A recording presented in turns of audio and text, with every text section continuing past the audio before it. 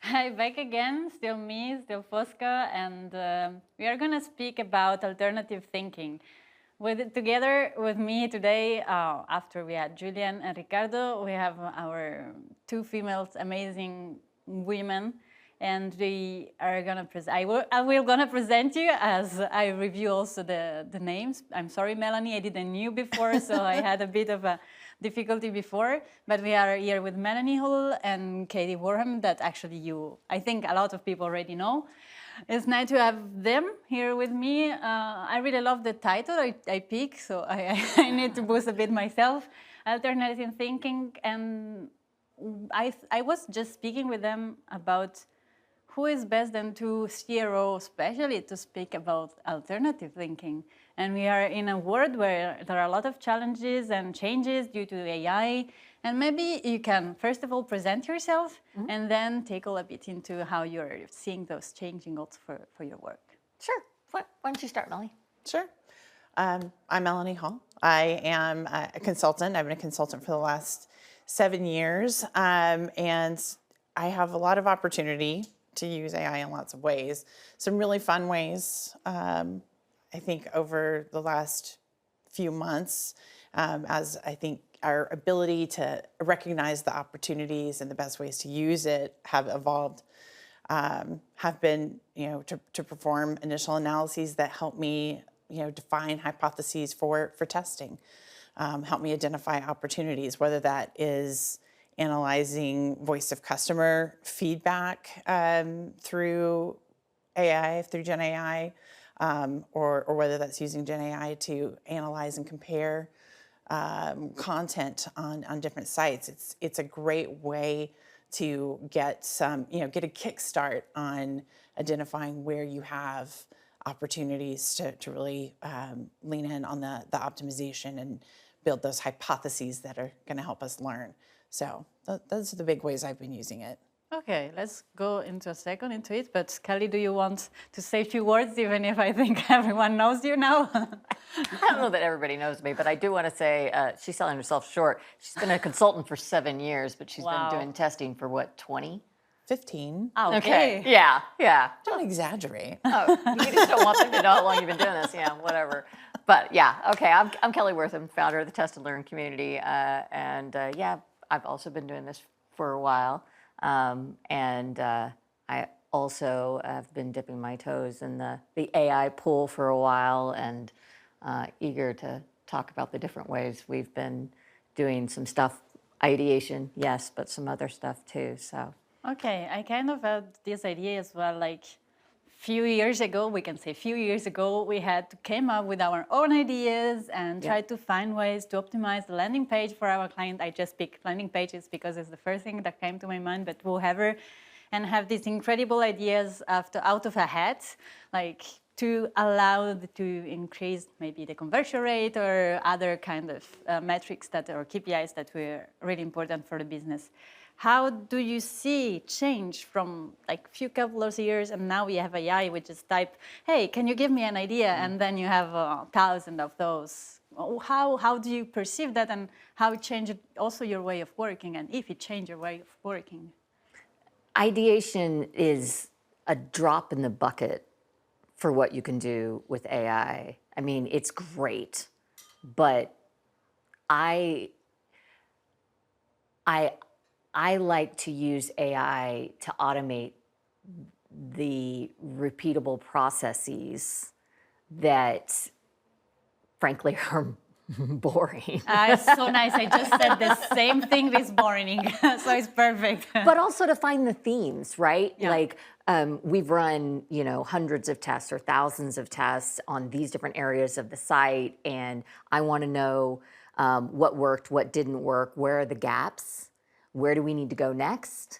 And so almost to perform a meta-analysis, right? Like let's figure out where do we go next, and what are the opportunities, and AI is actually really, really great for that, because you can just have a natural language conversation, and by being able to do that, we can ask questions of our data, just like talking to an analyst. Now, an analyst always needs to check the work. It's like a first pass. It's a first pass. It's a first pass. Yeah. I agree. It's perfect for identifying themes. I think another way that it's been really fun for me from the perspective of building a culture of experimentation and working with folks who don't, have deep expertise on the analytics side of things, or who feel unsure about experimentation. It's been a great tool for helping folks develop their own hypotheses. Gemini, we've used Gemini pretty extensively as a way to get a few inputs, teach people, these are the inputs, these are the important parts. Let's, you're having difficulty forming a hypothesis around this, but let's try using Gemini to write it and see how close we get. And that has been an incredible tool for getting folks who are less, maybe a little less data literate, who are maybe a little less, more on the business side, who know their business, but don't necessarily know some of the scientific, processes that we utilize, to be more engaged and to understand those processes better. So that's another way that I've seen it be really powerful, not just for my personal, my productivity or my, helping me create content, but helping us all speak a common language. Okay, that's nice. That's a really nice way to see it. So actually we can state that AI has become kind of your best friends. Yes, I think so. And also, like when I'm teaching courses, I teach a lot of workshops. One of the things I do is I'll create a closed, like an annotated bibliography, like we used to do in school, right? And so I'll feed it content that I've approved. Right? Because that's really important, because there's a lot of crap out there. If you just open ChatGPT and ask it questions, it's going to pull in a lot of bad stuff. Like, all of the AI generated content on LinkedIn, just anybody can say anything. And if you ask it questions, you don't know who's thumbed it up and whether or not that content is good or not. So, and now AI is learning off of AI generated content. It's not great stuff. So you need content that's been curated by people who know what they're talking about. So if you create a GPT where you have fed it approved content, not my content. I'm going to go feed it content that Lucas Vermeer's created and Tom Vesseling has created, and people that I know and trust. So I'm going to create a closed GPT that has only trusted content. And now you can go query that GPT. You create your own environment inside the AI. Yes. Kind of an alternative thinking as well. That's right. Bend the tool for your needs is kind of nice. Yeah. So actually, I really love how this conversation is going. Maybe it could be nice also, like you were speaking a bit about it, Melanie, other examples where you use AI for work, or also how you can leverage AI, as you said, to speak the same language in between people.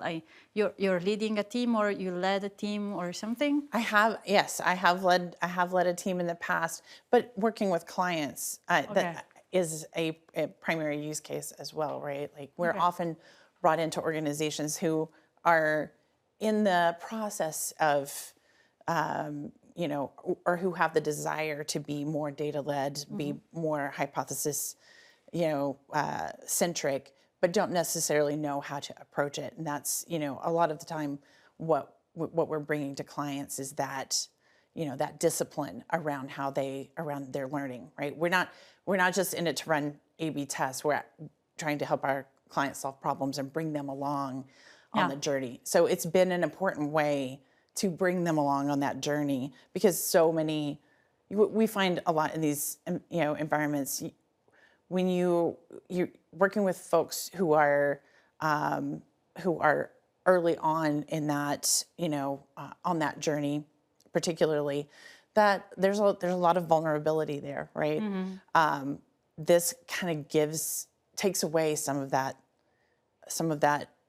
vulnerability, some of that unwillingness to jump into something that they're not really comfortable with. Also because maybe they don't see the outcomes and Right. they need to trust you on that, no?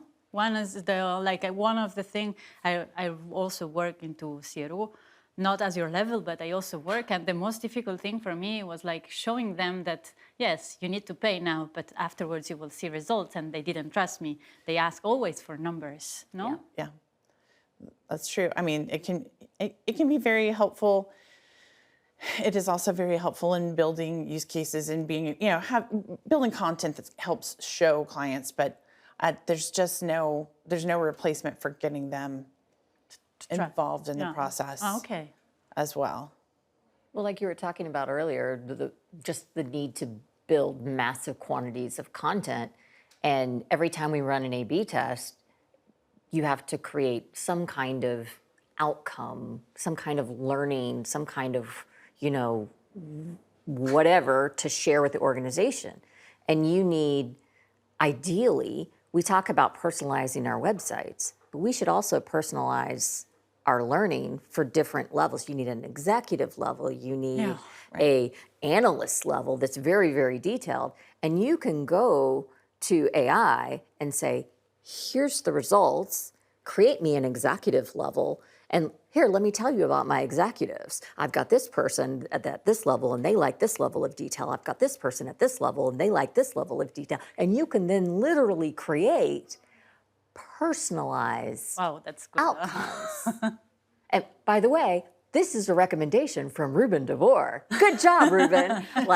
I love this recommendation. We should be absolutely optimizing our outcomes, our learnings, just like we do our websites, because why aren't we? And why not use AI to help us do it that much faster and then automate it?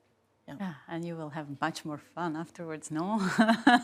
Exactly. Getting some good ideas that I haven't dug into before. I've always been hesitant. I like to use AI to generate content for my intake. Something, I like to use it to synthesize, to Kelly's point, trusted resources into, sort of a more cohesive and, cross-perspective look at a particular question as I'm developing my own point of view. I have not used it in the way that you're speaking of to create different voices for... When you work as a solopreneur, you do not have a team of 37 people supporting you that you can delegate to. You only have AI.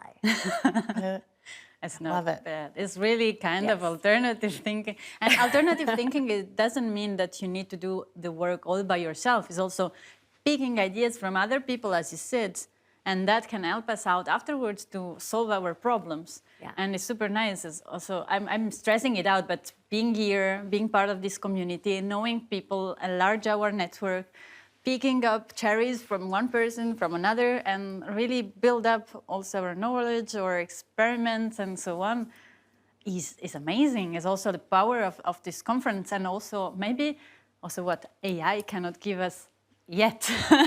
That's right. So it's, I really love the way both of you are looking at it. I don't know if we have a little bit more time, but it could be also nice to wrap up, because there are a few things that came or stick in my head. The first one is like build your own trusted AI with your own content. Another thing, using AI to speak with people and try to have more or less all of them at the same level. And also use AI to help you out, communicate in a different level, communicate in a different way to different levels. Yes. And that for me are really three major takes that are amazing coming up just from 20 minutes of talk. We didn't prepare that, we are just speaking now.